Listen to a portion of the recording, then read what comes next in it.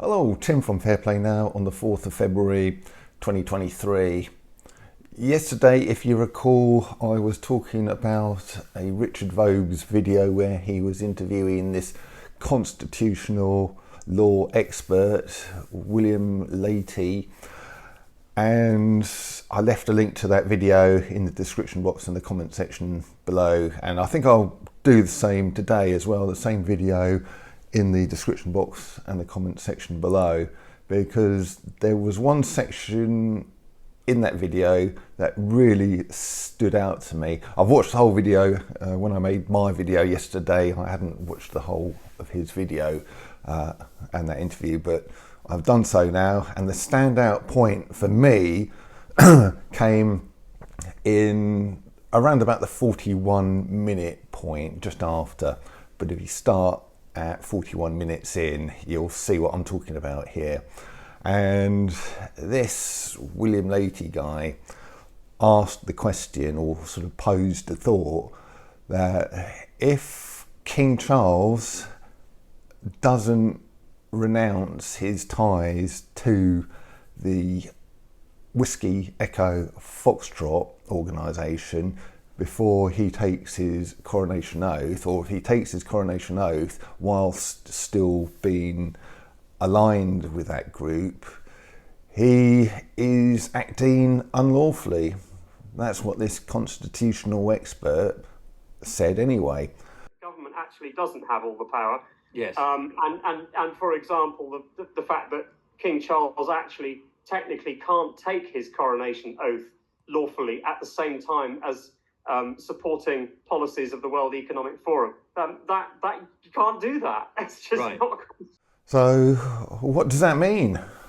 If he doesn't offer a full retraction of his support of the WEF and he takes his coronation oath, will he be acting unlawfully? And if so, does that mean that he's not a legitimate king? His monarchy is null and void and illegitimate. And that's what I would take from that. I don't know about you.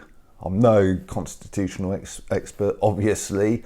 I'm only a sparky, but I would sort of think that very serious questions need to be asked on this matter. And if it does make Charles illegitimate, does that make any and every politician illegitimate as well, if they align themselves with this organisation? Because of course they all have to take oaths as well, oaths of allegiance when they come into Parliament, I believe. And it must be a similar kind of oath as the King's coronation oath, you know, to uphold the law of the land and the Constitution, etc., whatever it says. But does that mean that all of these politicians, from Sunak to Starmer and all of the rest of them, does that make them illegitimate? It could well do. I haven't actually seen the video. It came to my attention, but I never got around to seeing it. But a couple of weeks ago, there was an interview with Starmer, leader of the UK opposition party, the Labour Party.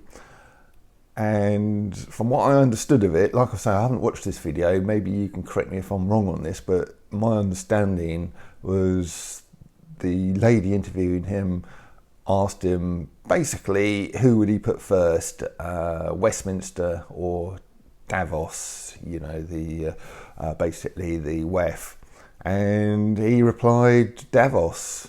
So and as far as I'm concerned, if that's true, that's actually what he said, that to me would make him an illegitimate Prime Minister if he ever got elected in. It makes him illegitimate as a Member of Parliament even. These are questions we need to sort of be asking. We need to be asking, are these people breaking the terms of the Constitution? I'm talking about, I think it's the original Constitution. Like I say, I'm no expert on these things, but we do have a constitution of sorts in this country. I don't think it's as good as the US Constitution and that of other countries, but we do have one. And if these people are breaking the terms of the Constitution and therefore acting unlawfully, we need to ask questions about their legitimacy. And if we've got these people who aren't acting lawfully and they are illegitimate, that then extends to all of the Acts of Parliament and the statutes and the laws, etc., that they make and try and subject us to as well. Does that mean they are all null and void and illegitimate as well? So these are questions I think we need to start asking.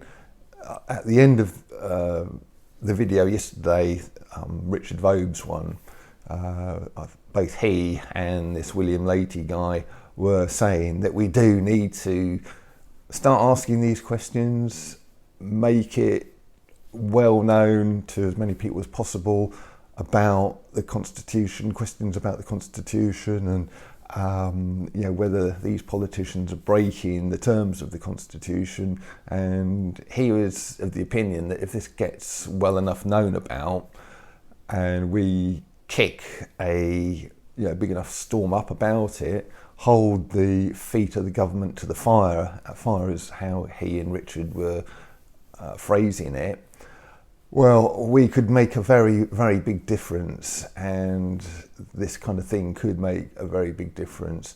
Now, at the end of Richard's interview, there, if you look in his description box, not my one here, but his one, there is a website to go to, and there's various things you can share with people, and basically get yourself more aware and up to speed with these constitutional matters, and and then share it as well, because like I say, just to not labouring this too much, but if we could sort of find out that these people, King Charles, the government, etc., the leader of the opposition and the opposition, are all acting against the Constitution, well, we could sort of make some very big inroads into their nonsense, couldn't we?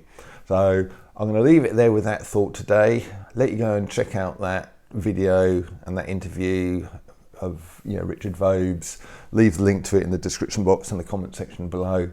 So if you haven't seen it, go and check it out. And like I say, pay particular attention to the 41-minute mark or shortly after that, where this William guy asks this thing about, his Charles going to be breaking the Constitution or acting unlawfully.